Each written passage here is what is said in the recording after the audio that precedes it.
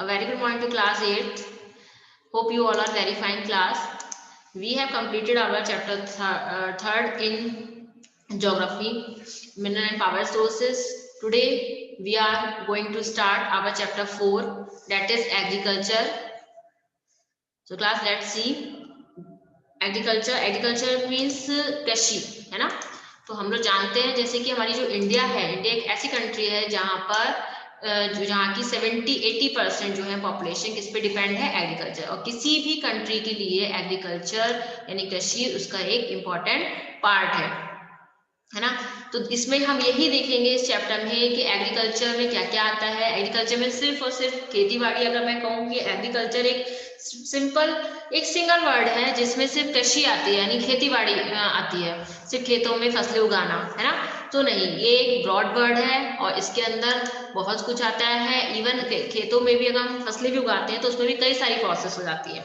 और इसके अलावा इसमें बागवानी यानी हमारा जो है जो पोल्ट्री फार्मिंग और सेरिकल्चर, ये सभी क्या है, एग्रीकल्चर के पार्ट है। तो इस चैप्टर में हम डिफरेंट टाइप्स ऑफ एग्रीकल्चर और एग्रीकल्चर क्या है, कैसे है पूरी, उसके लिए मतलब ऑल ओवर वर्ल्ड कहाँ कहाँ एग्रीकल्चर के लिए क्या क्या सुटेबल फैक्टर्स होने चाहिए, इन सब चीजों के बारे में हम इस चैप्टर में देखेंगे।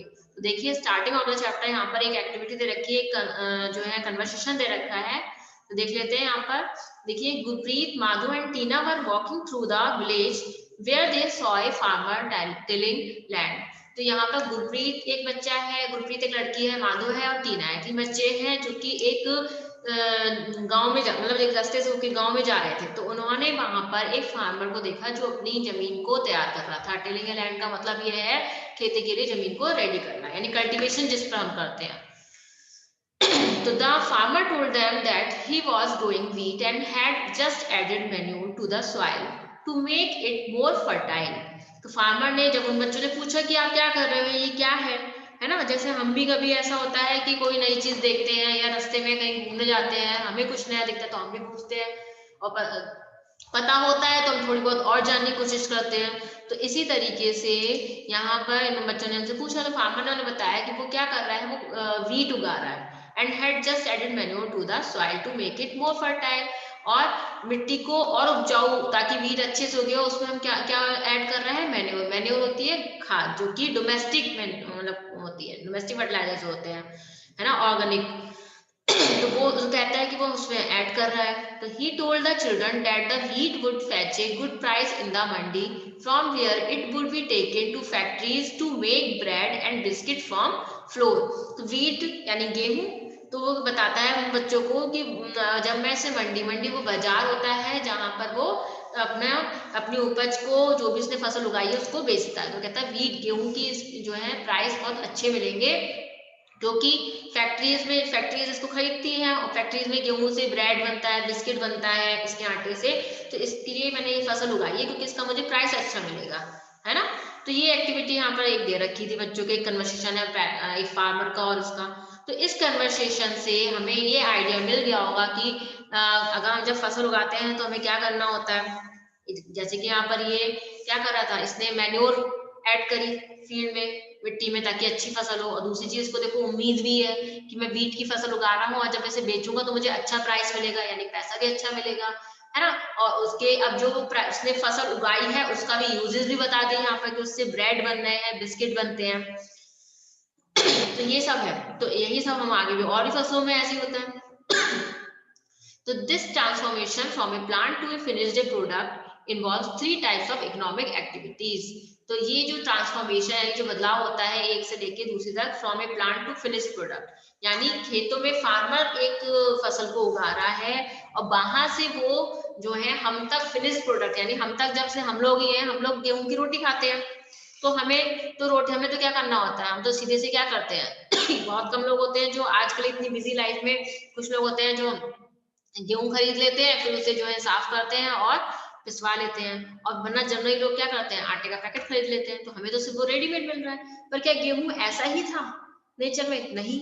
और वो कैसा था, वो तो क्या नाम है, एक प्लांट के रूप में है। पहले उसका बीज लगाया होगा, फिर खेत मतलब पूरा 6 मंथ पूरा साल लग जाता है फसल को लगा करने में, तो पूरा उसमें 6 महीने में उसने तैयार किया होगा, इतनी लंबी प्रोसेस की, तो तब जाके उनकी फसल तैयार हुई होगी। और किसी एक फार्मर ने, कितने फार्मर ने उसने मतलब अलग अलग जगहों पर किया होगा, है ना। तो इसमें जो है 3 तरीके की इकोनॉमिक एक्टिविटीज हैं, यानी इकोनॉमिक जिससे हमें पैसा मिल रहा है, तो एक्टिविटीज, तो इसमें क्या एक्टिविटीज ऐड हो जाती हैं, वो हमारी 3 कैटेगरी है। एक तो हमारी है प्राइमरी एक्टिविटी, सेकंड हमारी सेकेंडरी है, और third one is the tertiary activities. तो ये 3 प्राइमरी एक्टिविटीज हैं। प्राइमरी एक्टिविटीज 3 इकोनॉमिक एक्टिविटीज हैं, जिसमें प्राइमरी, सेकेंडरी और टर्शियरी। मींस प्राइमरी क्या होता है, सबसे पहले शुरुआत क्या हो रही है, फिर सेकेंडरी में क्या हो रहा है, और टर्शियरी में क्या हो रहा है। तो देख लेते हैं हम प्राइमरी एक्टिविटीज। तो देखिए, primary activities include all those connected with extraction and production of natural resources. यानी प्राइमरी एक्टिविटीज ऐसी क्रियाएं होती हैं, ऐसे काम होते हैं जिसके अंदर जो भी हम उगा रहे हैं, जो भी है, जिसमें एक्सट्रैक्शन यानी उगाना, निकालना, और प्रोडक्शन एक्टिविटीज आती है, यानी उपज बनाना, जितने भी नेचुरल रिसोर्सेज हैं। जैसे आप कोल माइन से कोयला को निकालने का काम, तो वो एक्सट्रैक्शन का काम हो गया, क्योंकि आप माइन से उसको खुदाई करके निकाल रहे हैं, फिर उसको जो है बेचेंगे बाद में आकर, है ना। उसमें कुछ प्रॉब्लम होगी तो उसको भी सही किया जाएगा, एज इट इज नहीं। तो इसी तरीके से प्रोडक्शन में आप लोग उगा रहे हैं, जैसे गेहूं का है, चावल है, पहले आप उगाते हैं, तैयार करते हैं, पहले बीज तैयार करते हैं, फिर उसमें बीज बोते हैं, फिर पानी देते हैं, मिट्टी को अच्छे से तैयार करते हैं, उसमें मैन्योर ऐड करते हैं, इतनी सारी एक्टिविटीज हैं। तो ये सब आपका जो है एक्सट्रैक्शन एंड प्रोडक्शन, और जितने भी नेचुरल रिसोर्सेज है उनका। तो ये हमारी जो ऐसी एक्टिविटीज जहाँ पे हम करते हैं, वो हमारी कहलाती हैं primary activities. Agriculture, fishing and gathering are good examples. इसमें मैंने एग्जाम्पल में एक एग्रीकल्चर में दे दिया, ऐसे फिशिंग दे दिया। फिशिंग में आप मछली पकड़ते हैं। अगर आप लोगों ने कभी डिस्कवरी वगैरह चैनल देखते हो, तो उसमें देखो पूरा प्रोसेस दिखाते हैं इन सबका, कि फिशिंग कैसे की जाती है, कैसे मछुआरे वगैरह फिशिंग मतलब फिश पकड़ते हैं, कितनी कितनी देर तक, फिर वो फिश में, अब फिश से भी कोई कहीं तो मतलब फिश खाने के काम में आती है ना। और कहीं कहीं पे क्या होता है, उनसे दवाइयां बन रही है, कहीं अदर प्रोडक्ट, फिश का ऑयल तैयार किया जाता है, और भी चीजें तैयार की जाती हैं। तो उसके लिए भी आपको फिर सब कुछ बदलाव करना, मतलब उसमें चेंजेस करने पड़ेंगे, है ना। तो फैक्ट्रीज वगैरह में भी जाएंगे, अगर फिश ऑयल बन रहा है तो उसको फिश ऑयल बनाने के लिए क्या होगा, रिफाइनरीज वगैरह में जाएंगे, प्योर करके हमें देंगे। तो ये सब एक्टिविटीज है। तो ये जो है, लेकिन फिशिंग यानी पकड़ना जो है, खाली मतलब पकड़ लेना, तो वो तो सब चीजें किस में आ जाएंगी, हमारी प्राइमरी एक्टिविटीज में आएंगी। अब बाद में फिश से आप फिश ऑयल बना रहे हैं, तो वो आपकी सेकेंडरी एक्टिविटी होगी, वो आप वहां पर आपकी फैक्ट्री इंक्लूड हो जाएगी, है ना। तो देखिए, आप फिर सेकेंडरी एक्टिविटी में दे रखा है, secondary activities are concern with the processing of these resources. यानी जो हमने उगा दिया, प्रोडक्शन और एक्सट्रैक्शन तो हमारा प्राइमरी में आ गया। उसके बाद में इन रिसोर्सेस हमें कुछ बदलाव करने हैं, अपने यूज करने लायक बनाना है, तो वो जो हम उसमें प्रोसेस करते हैं, वो हमारा कहलाती है सेकेंडरी एक्टिविटीज। तो मैन्युफैक्चरिंग ऑफ स्टील, जैसे स्टील आपने निकालनी, सॉरी, हाँ, फिर स्टील बनाई, फिर बेकिंग ऑफ ब्रेड को सेकना, bread banana, and weaving of cloth, जैसे क्लॉथ है, कपड़ा बुनना। पहले तो हमें वूल तैयार करनी पड़ती है, उसके लिए हमें पहले शीप से क्या करना पड़ता है, हमें फाइबर लेना होता है। शीप का पहले शीप की जो है शेयरिंग होती है, उसके सारे बाल उतारे जाते हैं, तब जाके उस फाइबर को धो के तैयार करके उससे जो है वूल तैयार की जाती है, फिर वूल से जो है कपड़े आप तैयार करेंगे। फिर ऐसे ही कॉटन का भी होता है, मतलब अलग अलग कपड़ों की जितनी वैरायटी है वो सब, उसके लिए पहले हमें फाइबर की जरूरत होती है, तो वो सब तो हमारा प्राइमरी एक्टिविटी हो गई। बाद में कपड़ा बुनना, कपड़ा तैयार करना, रेडी करना, वो सब हमारी सेकेंडरी एक्टिविटी में आ जाएगा। फिर नेक्स्ट हमारे पास आता है इसका third level, tertiary activities. Tertiary activities में जो है हमारी ऐड हो जाती है services. Tertiary activities provide support to the primary and secondary sectors through services, यानी जहां पर हमारी सर्विसेज ऐड हो जाती हैं, जैसे ट्रांसपोर्ट। अब आपने क्या नाम है, फसलें उगानी, अब उसको ट्रांसपोर्ट की तो जरूरत पड़ेगी ना, एक जगह से दूसरी जगह पहुंचाने में, तो ये क्या है, सर्विस सेक्टर में आ गया आपका। टर्शियरी सेक्टर को आप सर्विस सेक्टर भी बोल सकते हैं। ऐसे ट्रेड है, बैंकिंग है, अब उसको बेचने के लिए आपको लोगों की भी जरूरत पड़ेगी। बैंकिंग है, बैंकिंग में पैसे की जरूरत है, बैंकिंग में वहां पे लोग, ह्यूमन बीइंग काम कर रहा है ना। तो वो सब जो चीजें हैं वो आपकी आ जाएंगी टर्शियरी एक्टिविटीज में। इंश्योरेंस है, एडवर्टाइजिंग है, ये सारे एग्जांपल्स किसके हैं, टर्शियरी एक्टिविटीज में है। तो यहाँ पर आपका आपके जो मतलब जो 3 इकोनॉमिक एक्टिविटीज इन्होंने हमें बताई, तो वो हमारी पहले तो मतलब किसी भी प्रोडक्शन वगैरह में कोई भी गुड्स तैयार करने में जो थ्री इकोनॉमिक एक्टिविटीज हैं वो हमारी है प्राइमरी, सेकेंडरी और टर्शियरी एक्टिविटीज। ठीक है, अब यहीं पर ही देखिए एक साइड में हमें यहाँ पर ये दे रखा है वर्ड ओरिजिन। वर्ड ओरिजिन यानी ये कहाँ से निकला, इस तो the word agriculture is derived from, यानी एग्रीकल्चर जिसके बारे में हम पढ़ रहे हैं वो कौन सी भाषा का शब्द है, वो लैटिन वर्ड है। लैटिन एक भाषा है, उसका वर्ड है जिसमें जिससे किससे बना है, एगर और एग्री। इसका मीनिंग क्या होता है, सॉइल, एंड कल्चर मीनिंग क्या होता है, कल्टीवेशन और टिलिंग ऑफ सॉइल, यानी मिट्टी में कल्टीवेशन करना, उपज तैयार करना। ठीक है, तो एग्रीकल्चर का मतलब क्या हो गया, मिट्टी को रेडी करना और उसमें फसल उगाना, खेती बाड़ी, कृषि। तो अगर आपसे यही पूछ लिया जाए क्वेश्चन कि व्हाट इज एग्रीकल्चर, तो यू कैन डिफाइन दिस, है ना। तो एग्रीकल्चर भी जो है हमारी प्राइमरी एक्टिविटी में है।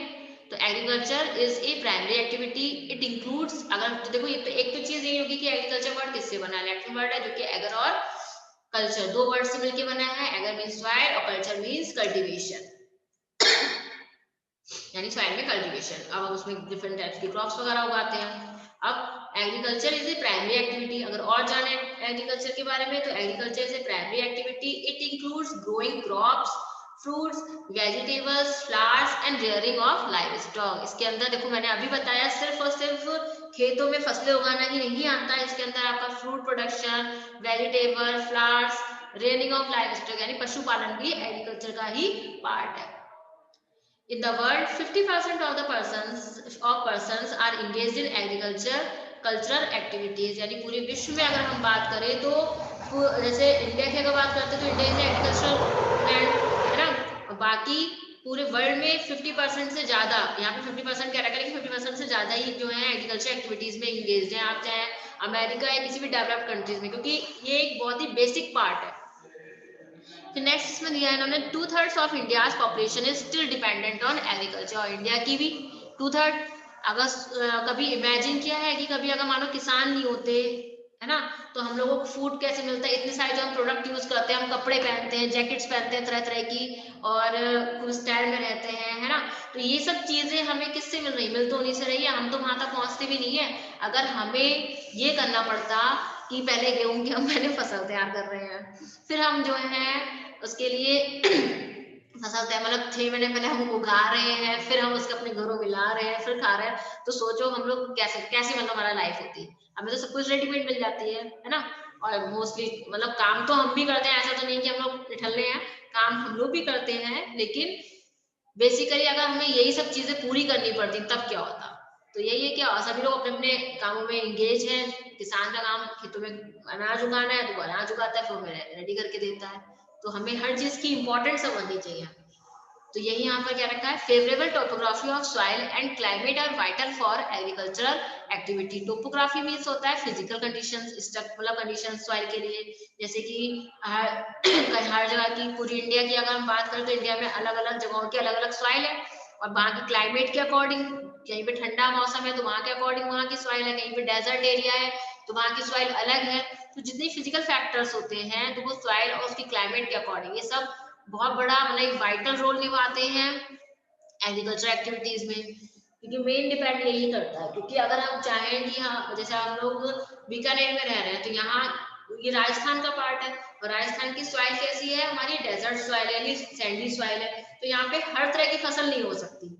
ठीक, कि ऐसी फसलें यहाँ पर होती हैं जो कि जिनको कम पानी की आवश्यकता हो। अगर हम सोचे चावल की खेती यहाँ पे कर ले, तो यहाँ पे चावल की खेती पॉसिबल नहीं है।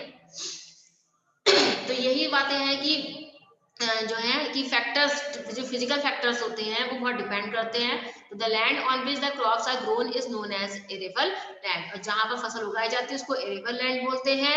इन the map you can see that agriculture activities concentrated in those regions of the world where suitable factors for the growing of crops exist. अब देखो आगे मैप दे रखा है, वहां पे दिखा रखा है कि कहाँ कहाँ पर जो है एग्रीकल्चर, जितना भी ये ग्रीन ग्रीन से दे रखा है, देखो एरेबल लैंड दे रखा है ये लाइट ग्रीन कलर से, तो इन सब जगहों पर। अब सभी जगह पे क्यों नहीं है, क्योंकि सुटेबल फैक्टर्स नहीं होंगे, है ना, वहाँ की टोपोग्राफी नहीं होगी इस तरीके की कि वहाँ पे जो है फसलें हो सके।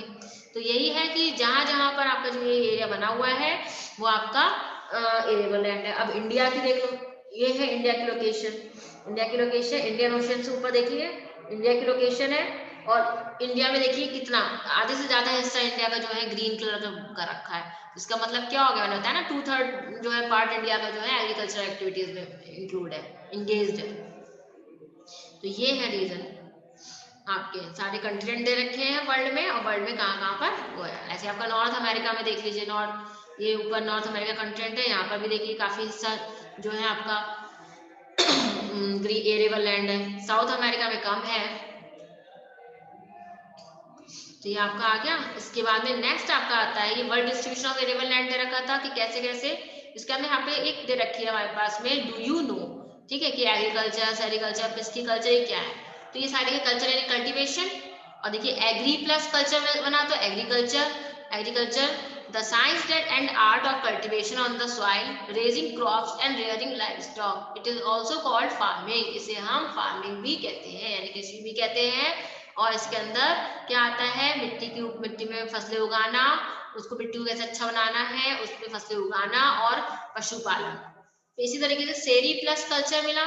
तो सेरी प्लस कल्चर में आपका बन गया commercially rearing of silk worm. Silk worm आपका रेशम का कीड़ा होता है, जो कि जिससे आपका कोकून आपको मिलता है, और उस कोकून से आप सिल्क प्राप्त करते हैं, ठीक है। तो ये उसका आपका कॉमर्शियल रेयरिंग, यानी ये कॉमर्शियल यानी सिल्क का एक महंगा फाइबर है, उससे क्या कपड़े बन रहे हैं, तो एक कॉमर्शियल पर्पस तो हो ही गया, यानी बिजनेस। तो इट में supplement the income of the farmer. तो इससे भी क्या नाम है, जो है इनकम ऑफ द फार्मर भी, मतलब इनकम फार्मर अगर ये काम करते तो उनकी जो है इनकम और बढ़ जाती है। तो ये सेरिकल्चर कहलाता है, यानी रेयरिंग ऑफ सिल्कवॉर्म, सेरिकल्चर। फिर पिस्की कल्चर, PISCI, पिस्की प्लस कल्चर यानी मछली पालन, मत्स्य पालन में हम कहते हैं। तो breeding, pisciculture is breeding of fish in specially constructed tanks and ponds. अब क्योंकि मैंने बताया ना मछलियों से भी बहुत सारी चीजें मिलती हैं, और फिर बंगाल वाले रीजन में जाइए, लोग कितनी का तो मतलब स्टेपल फूड है फिश, वो लोग तो खाते ही खाते हैं फिश करी, यानी क्या क्या तरह तरह की डिशेस बनाते हैं। तो ये भी एक बहुत बड़ा क्या है, कॉमर्शियल पर्पज से है। तो इसके लिए भी क्या कहता है, मछली मत्स्य पालन किया जाता है। तरह तरह की मछलियां टैंक में और पॉन्ड्स में बनाकर, मतलब टैंक बना लिए जाते हैं, आर्टिफिशियल टैंक्स वहां पे पाई जाती है, और उनकी स्पीसीज तैयार बनाई जाती है। तो ये आपका पिस्टिकल्चर हो गया। तो इसी में आपका है विटिकल्चर, VITI। विटिकल्चर आपका है कल्टीवेशन ऑफ ग्रेप्स, यानी जब आप अंगूर के जो है खेती बाड़ी करते हैं, तो वो आपका क्या कहलाता है, विटिकल्चर कहलाता है। इसी तरीके से आपका horticulture growing vegetables, flowers and fruits for commercial use. आप भी जानते हैं फ्रूट, वेजिटेबल, फ्लावर्स, इनके कितने सारे कमर्शियल यूज, यानी कितने यूजेस हमारी लाइफ में, तो हमें पैसों से खरीदने पड़ते हैं, यानी एक कमर्शियल यूज हो गया ना, तो वो आपका हॉर्टिकल्चर आता है। तो ये आपकी जो है कुछ वर्ड्स हैं जिनकी आपकी न्यू टर्म्स कह सकते हैं हम, एग्रीकल्चर, सेरिकल्चर, पिस्किकल्चर, विटिकल्चर और हॉर्टिकल्चर। आप इनको लर्न कर लीजिएगा, क्योंकि इनको एक बार पढ़ भी लीजिएगा, क्योंकि ये इंपॉर्टेंट टर्म्स हैं आपके। आगे आप किसी भी एग्जामिनेशन में बैठते हैं तब भी ये पूछे जाते हैं, और आपके सिलेबस के अकॉर्डिंग तो आपकी बुक में दे ही रखे हैं, है ना। फिर नेक्स्ट हमारे पास आता है फार्म सिस्टम। फार्म सिस्टम यानी खेती बाड़ी में जो हम, उसके अंदर क्या आता है, फार्मिंग, है ना। तो उसमें क्या क्या सिस्टम है, क्या है, तो वो हम इसके अंदर देखेंगे। तो क्लास फार्म सिस्टम हम जो है अपनी नेक्स्ट क्लास में कंप्लीट करेंगे। तो आज के लिए इतना ही है। आप लोग अपना जो है इसको एक बार चैप्टर की रीडिंग कीजिएगा, कहीं पे कोई प्रॉब्लम आए then you can ask. Thank you class, have a nice day to all.